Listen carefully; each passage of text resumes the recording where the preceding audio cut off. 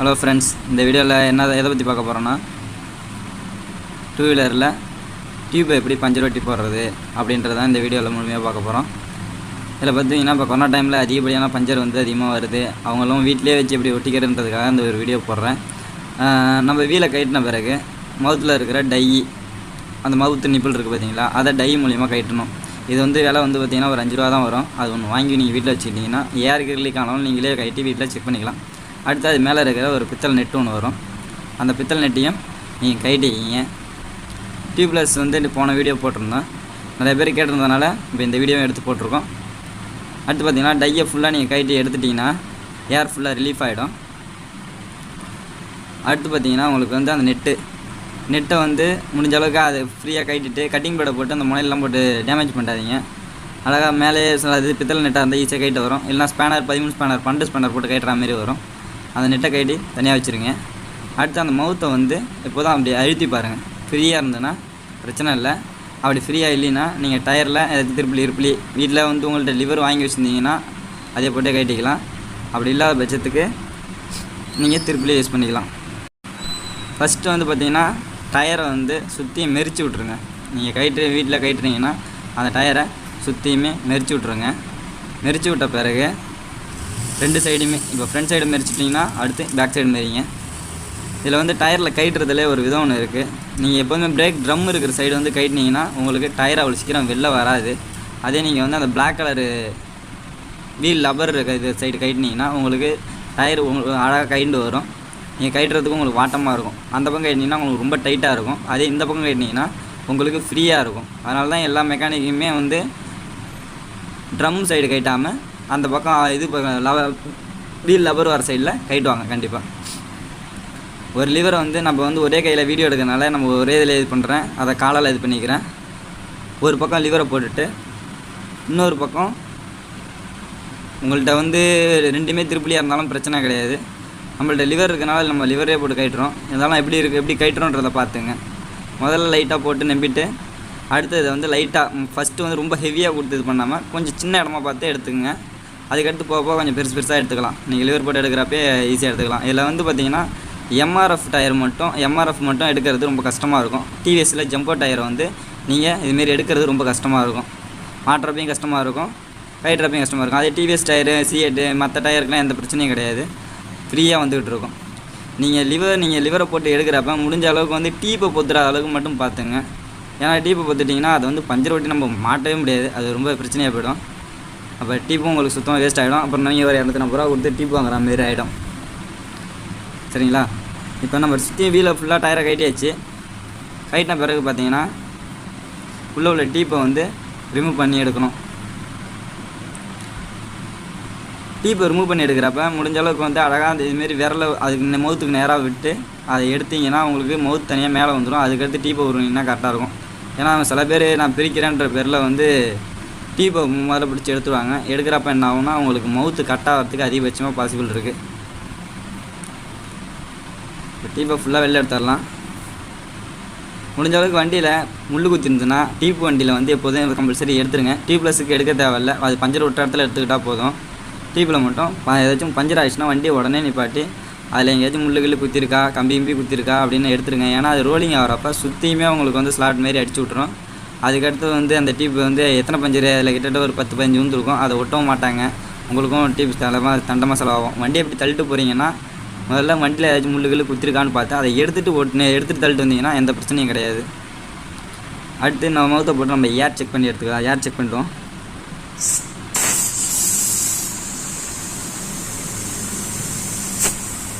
நீங்கள் ஏர் பிடிச்சோன்னே உங்களுக்கு எந்த இடத்துலேருந்து லீக் ஆகுதுன்ற ஏர் ரொம்ப ஒப்பிள்ஸ் வரும். நீங்கள் தண்ணியெலாம் வச்சு பார்க்கணுன்றது மைனூட்டான பஞ்சருக்கு தான் பார்க்கலாம்.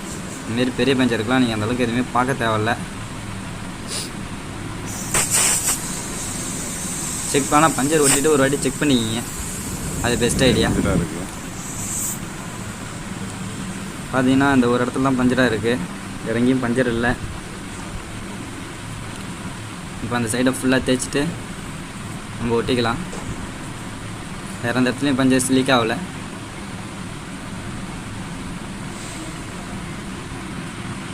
இது வேறு எங்கேயுமே லீக் ஆகலைன்னா நம்ம தேய்க்க ஆரம்பிச்சிடலாம். அது ரொம்ப பெரிய லைட்டாக ஓட்டை பேத்துருக்க மாதிரி இருக்குது. இது கல்லடி கண்டிப்பாக போட்டிருக்கோம். இது முள்ளு குத்தின பஞ்சர் இல்லை. இதுமாரி ஒரு உப்பேட்டை மட்டும் நீங்கள் ஒரு 10 ரூபாயில் வாங்கி ஒரு கடையில் சுற்றி வச்சுக்கிட்டிங்கன்னா போதும். நீங்களே அதை எடுத்து இதுமாரி சுற்றியும் கட்டமாக தேய்ச்சிருங்க. அது தேய்க்கிறத நான் வீடியோவாக எடுக்க முடியல, ஏன்னா ஒரு கையில் ஃபோன் வச்சுக்கிட்டு எடுக்க முடியல, அதனால் நான் தேய்ச்சி வச்சுட்டேன். அது மேலே வந்து மண் படாத அளவுக்கு க்ளீன் பண்ணிக்கிங்க. மண் படாத அளவுக்கு ஃபுல்லாக ரஷ் பண்ணிவிட்டு கரெக்டாக எந்த அளவுக்கு போடுறீங்களோ அந்த அளவுக்கு மட்டும் தேய்ச்சிங்க. அது 10 ரூபாய்க்கு அட்டை வாங்கி அதை தேய்ச்சிக்கலாம், ஒன்றும் பிரச்சனை கிடையாது. ஷீட்டு பார்த்தீங்கன்னா ஒரு 40 ரூபா தான் வரும் ஒரு ஷீட்டு. இப்போ ஷீட்டு பார்த்தீங்கன்னா ஒரு 40 ரூபா வரும். இதில் ரவுண்டு ஸ்டிக்கர் வாங்கிக்கிறதுனாலும் வாங்கிக்கிங்க, அது கம்மியாக தான் வரும். அதுவும் சீட்டாக வாங்கிக்கிறதே எப்போதும் பெட்ரு. எந்த அளவுக்கு பஞ்சர் பெருசாக வருதோ அந்த அளவுக்கு ஒட்டிக்கலாம். இப்போ கடை இல்லாதனால நீங்கள் வீட்லேயே வேணாலும் ஒட்டிக்கலாம். ஸ்டிக்கர் ஒரு 40 ரூபா வரும். சொல்யூஷன் வந்து பார்த்திங்கன்னா ஒரு 10 ரூபா தான் வரும். அடுத்து ஒரு லிவர் வேணாலும் நீங்கள் வீட்லேயே வாங்கி வச்சுக்கலாம். லிவர் பார்த்தீங்கன்னா மிஞ்சி போனால் எல்லா கடையிலையுமே கிடைக்கும், சைக்கிள் கடையில் எல்லா கடையிலையுமே கிடைக்கும். உங்களுக்கு ஒரு 100 ரூபாயிலேருந்து 120 ரூபாக்குள்ளே தான் வரும். அது சைஸ் அளவுக்கு நீங்கள் பார்த்துக்குங்க. அந்த எந்த அளவுக்கு நீங்கள் தேய்ச்சிருக்கீங்களோ அந்த சைஸு கரெக்டாக இருக்கா அப்படின்னு பார்த்துங்க. இல்லைன்னா நீங்கள் ஒட்டின பிறகு மேலே பிரிச்சுக்கிட்டு வரதுக்கு வாய்ப்பு இருக்குது.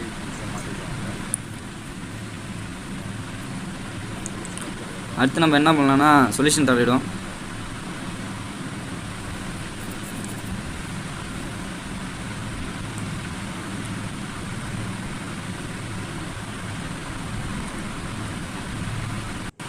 சொல்யூஷனை தடவிட்டு சுற்றியும் தடவிட்டு கொஞ்சம் நாளைக்கு காய விடுங்க. அந்த பிசு போகிற அளவுக்கு காய விட்டுட்டு ஒட்டினீங்கன்னா உங்களுக்கு நல்லா கிரிப்பாக பிடிக்கும். உடனே ஒட்டினீங்கன்னா அது அந்தளவுக்கு பிடிக்காது. சுத்தமாக அப்படி ஊதி விட்டிங்கன்னா சுத்தமாக காஞ்சிரும். காஞ்ச பிறகு நம்ம ஸ்டிக்கரை அழகாக சென்டராக வச்சு ஒட்டுங்க. ஏன்னா கிராஸாக ஒட்டிட்டிங்கன்னா அது மறுபடியும் பபுள்ஸ் வராமல் ஒட்டணும், கிராஸாகவும் விட்டுறாதீங்க. லைட்டாக அந்த அதே கட்டையில் ஏதாச்சும் மேலே வச்சு தேய்ச்சி விட்டாலும் தேய்ச்சிடுங்க, லைட்டாக இதுமாரி அடிச்சு விட்டாலும் அடிச்சு விடுங்க. அதுக்காக மண் தரையில் வச்சு அடிச்சிடாதீங்க, சரிங்களா?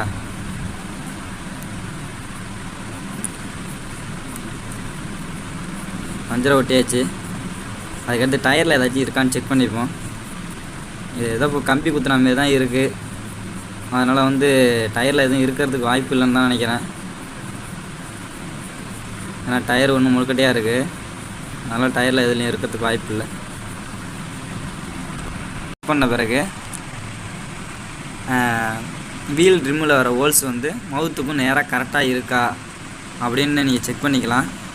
இப்போ நம்ம டீப் எடுத்து வைக்கிறப்பே இந்த பஞ்சர் எந்த இடத்துல இருக்குதுன்னு பார்த்துட்டு அந்த இடத்துல ஏதாச்சும் முள் இருக்கான்னு செக்கும் பண்ணிக்கிங்க. அப்புறமா ஏர் பிடிச்சி செக் பண்ணிங்கன்னா வேறு ஏதாச்சும் ஹோல்ஸ் இருக்கான்னு செக் பண்ணிக்கிங்க.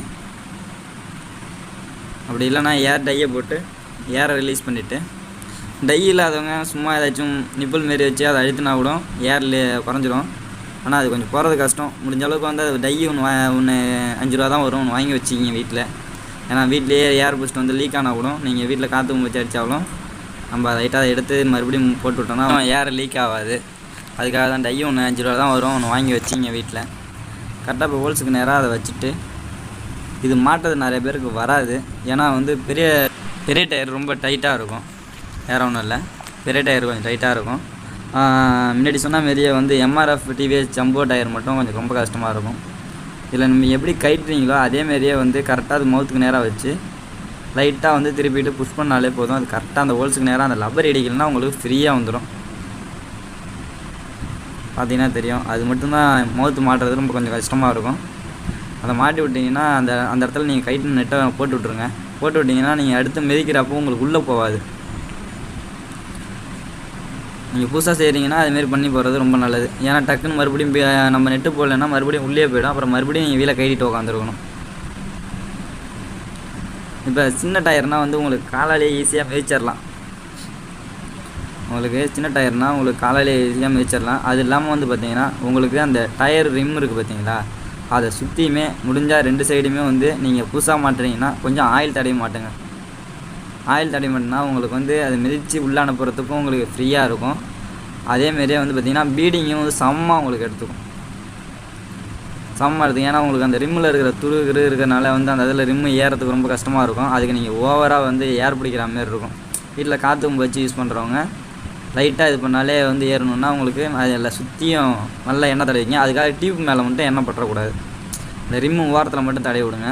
டியூப்பில் பட்டுச்சுன்னா உங்களுக்கு வந்து நீங்கள் பஞ்சர் ஒட்டினது மேலே பட்டோன்னா பஞ்சரும் எடுத்துக்கும், உங்களுக்கு டீப்பும் கொஞ்ச நாள்லேயே வீணாகவும் போயிடும். அதனால் ஆயிலை வந்து அதிகமாக ஊற்றிடாதீங்க.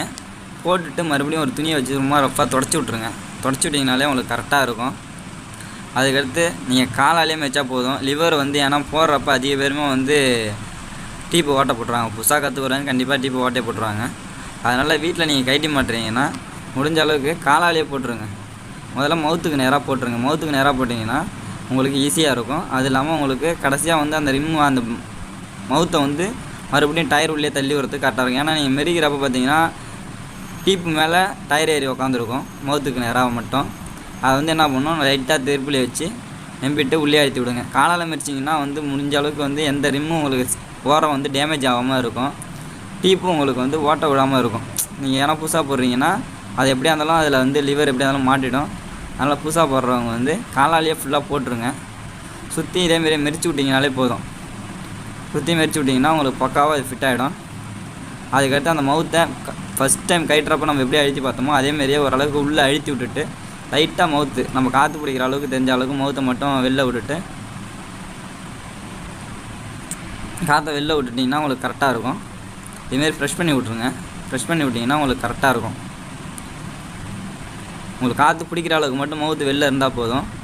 ஏன்னா ஃபுல்லாக நீங்கள் எடுத்துட்டிங்கன்னா வந்து டயர் டியூப் மேலே வந்து டயர் ஏறி உட்காந்துக்கும். நீங்கள் காற்று பிடிக்க வந்து உங்களுக்கு டயரை வந்து மேலே தூக்கிட்டு வரனால கடைசியாக டியூப் வெடித்தாலும் வெடிச்சிடும் ஒரு நேரம். சரிங்களா? ஏர் வந்து எப்போதுமே ஒரு 40 வைங்க. பேக்கில்னால் ஒரு 40 வைங்க. புது டயராக இருந்தால் ஒரு 45 வரைக்கும் வைக்கலாம். இப்போ பீடிங் வந்து பார்த்திங்கன்னா ஃபுல்லாக ஏர் இருக்கான்னு செக் பண்ணிக்கோங்க. ஏன்னா பீடிங் ஏறலைன்னா வண்டி குச்சி போவோம். இதுலேயே ஒரு பக்கம் பீடிங் சரியாக ஏறலை, மேலே கொஞ்சம் ஏர் பிடிச்சி பார்ப்போம்.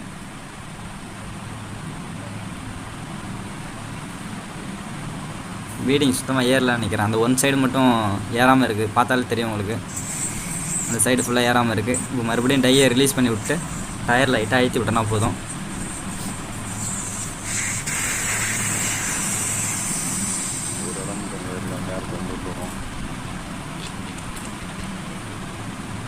இதை செக் பண்ணி பாருங்கள். இப்போ தான் பீடிங் ஏறுதா இல்லையான்னு செக் பண்ணிங்க. பஞ்சர் ஓட்டிட்டு அப்படியே எடுத்து போட்டிங்கன்னா வண்டி கூச்சி போகிற மாதிரி இருக்கும் உங்களுக்கு.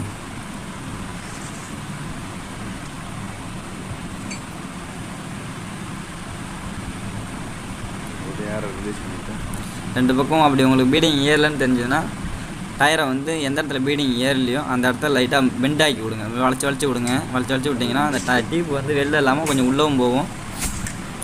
அங்கே துரு அந்த கீழே வந்துடும்.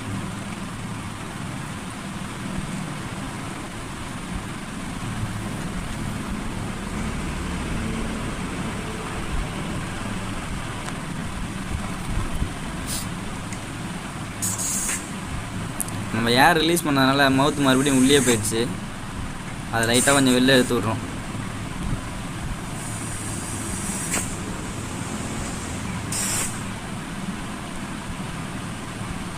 இப்போ பீடிங் பார்த்தீங்கன்னா சுற்றியுமே வந்து வெளில வந்துடுச்சு.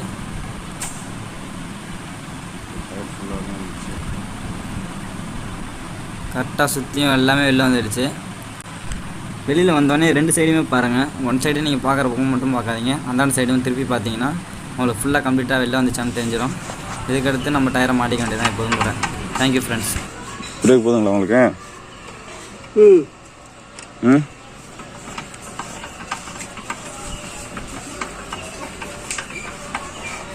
போதும்.